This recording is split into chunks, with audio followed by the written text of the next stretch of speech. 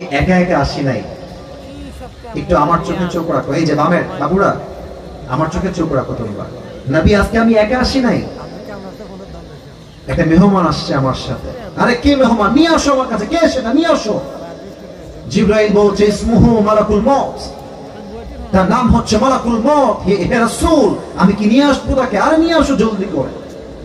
মালাকুল মউত নবীর কাছে আসছে, এসেই নবীর ডান পাশের শিওরে দাঁড়িয়ে সালাম দিয়েছে আর ডাক দিয়ে বলছে ইয়া রাসূলুল্লাহ, ইয়া হাবিবাল্লাহ, ফ্রম আদম টু ঈসা, আদম থেকে নিয়ে শুরু করে ঈসা আলাইহিস সালাম পর্যন্ত প্রত্যেকটা নবীর রূহ আমি কবজ করেছি, প্রত্যেকটা সাহাবীর রূহ আমি কবজ করেছি, প্রত্যেকটা আল্লাহওয়ালার রূহ আমি কবজ করেছি। বাট আপনি প্রথম মানুষ যার কাছে এসে আমি মালাকুল মউত সালাম পেশ করেছি। নবী হে, আল্লাহ আমাকে আপনার কাছে পাঠিয়েছে আর একটা কথা বলেছে, এই কথা হচ্ছে আমার মূল মেসেজ। নবী, আল্লাহ আমাকে বলেছেন খবরদার মালাকুল মউত, এটা আমার প্যারা হাবিব, বেয়াদবি যেন না হয়।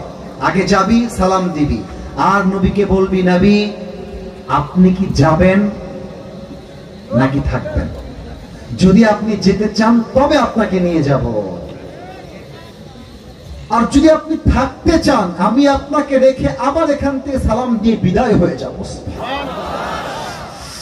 একটা মানুষের সম্মান কতটা হাই লেভেলের হলে মৃত্যু তার থেকে পারমিশন চায়, may I come in sir, আমি কি আসতে পারি আপনার কাছে? আরে এমন সম্মান পৃথিবীতে কেউ পায় নাই, আগামীতেও পাবে না, ঠিক কিনা বলে? এবার দেখেন আমার চোখের দিকে। আচ্ছা, এখানে একটা এক্সাম্পল দেই। এখানে একজন যুবক ওই যে ভিডিও করছে, তোমার নাম কি বাবু? ধমক না, নাম কি? আব্দুল মালিক। আর ডান পাশে সাদা শার্ট, আপনার নাম কি ভাই? আব্দুল হালিম। আব্দুল মালিক, আব্দুল হালিম, নাম তো মাশাআল্লাহ সুন্দর রাখছে, আল্লাহ কবুল করুক, পড়েন সবাই আমিন। ওরা দুইজন হচ্ছে বেস্ট ফ্রেন্ড, কথার কথা বলছি, উদাহরণ দিচ্ছি হাদিসটা বোঝাবার জন্য। আর পেছনে আরো 10 জন বসে আছে। এখন সিরাজগঞ্জের উল্লাপাড়ার যুবকরা বলছে কিরে বন্ধু, ঈদ তো পার হয়েই গেল কিন্তু ঘুরতে যাওয়া তো হলো না, তো চল আমরা একটা কক্সবাজার ট্যুর দিয়ে আসি, কক্সবাজার থেকে ঘুরে আসি অথবা সাজেক ভ্যালি থেকে ঘুরে আসি। এখন 10 জন মিলে পরামর্শ করছে, তো মুরব্বীরা বুঝবেন, যুবক ভাইরা বুঝবেন, মায়েরা বোনেরা খুব খেয়াল করে বুঝবেন। তো দেখবেন 10 জন বন্ধুর সঙ্গে পরামর্শ হচ্ছে কক্সবাজার যাওয়া নিয়ে। দেখবেন যে যার বেস্ট ফ্রেন্ড ও তার দিকে তাকা, কিরে তুই যাবি? তো দেখবেন যখন ঘনিষ্ঠ বন্ধু বলে বন্ধু আমি যাব, দেখবেন ওই বন্ধু বলে আমিও যাব, ঠিক কিনা বলে? তো নবীর সবচেয়ে বেস্ট ফ্রেন্ড ছিল জিবরাইল আলাইহিস সালাতু ওয়াস সালাম। নবীজি বলছে জিবরাইল কি বলো, আমি কি যাব না থাকবো?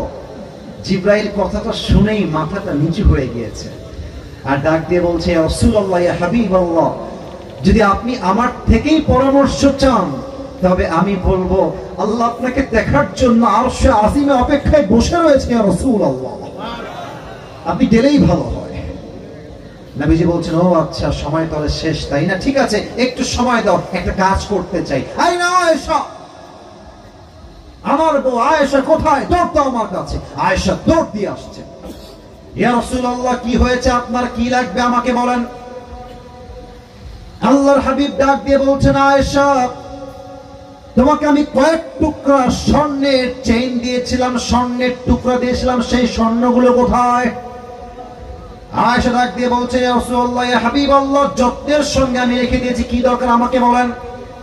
আল্লাহর হাবিব বলছেন আর দেরি করতে যেও না, এখনই সমস্ত স্বর্ণের টুকরা এই মুহূর্তে আল্লাহর রাস্তায় দান করে দাও। দান কেন করবো না? থাক না, আমার কাজে দিবে, ফাতেমার কাজে দিবে, আলীর কাজে দিবে, থাক না। ও সিরাজগঞ্জের ভাইরা, দেখেন তো হাদিসের কত সুন্দর কথা। আল্লাহ রাসূল বলছেন আমি আল্লাহর সঙ্গে সাক্ষাৎ করতে চাই এমন অবস্থায় যখন আমার কাছে এক চুল পরিমাণ কোনো সম্পদ থাকে নাই। আল্লাহকে বলবো আল্লাহ দেখো, দুনিয়ায় যাওয়ার সময় খালি হাতে গিয়েছিলাম, তোমার কাছে ফিরেও আসছি খালি হাতে, একমাত্র তুমি ছাড়া পৃথিবীতে কাউকে রেখে আসি নাই। সুবহানাল্লাহ। মৃত্যুর সময় মালাকুল মউত অনুমতি চায় নবী আমি আসবো নাকি আসবো না। আর এই নবীকে ভালো না বাসলে মেসি আর নেইমারকে আমি ভালোবাসবো কেমন করে? মুসলমান যুবক ভাইরা, ঠিক কিনা বলো? এই হচ্ছে আমার নবীর সম্মান। এবার সবাই দুই হাত তোলেন, সবাই দুই হাত তোলেন। আমার মুরব্বী আব্বাজান, যুবক ভাইরা, একটা কথা শুনতে চাই। আমার টাইম দেওয়া আছে কমিটির ভাইদেরকে 1 ঘন্টা, এর বাহিরে আমি ওয়াচ করি না। আপনাদের সেরকম আমি এর আগেও আসছি, 1 ঘন্টা ওয়াচ করেছি। তবে আমার মনে হচ্ছে আজকের যে ভালোবাসা, আজকে নিয়ম দিয়ে নয়, আজকে ভালোবাসা দিয়ে হিসাব করতে হবে। সবাই হাতটা একটু উঁচু করবেন, সবাই একটা কাশি দেন, লিল্লাহি তাকবীর। জাস্ট একটা ওয়াদা করবেন, তারপরে হাত নামাবেন। বলেন সবাই হুজুর। এই এত আস্তে বললে আমার মন ভরবে না। বলেন সবাই হুজুর।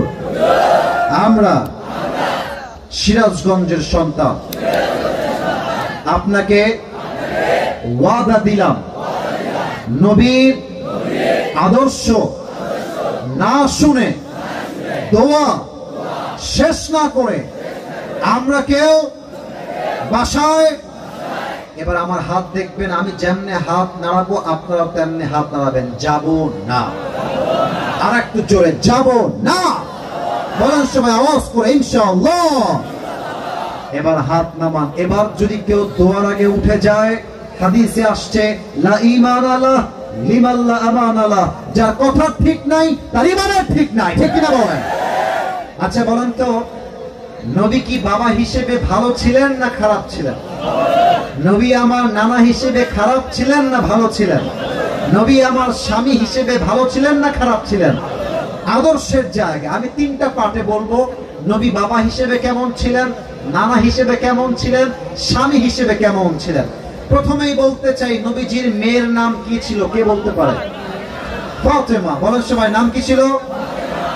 খুব খেয়াল করবেন।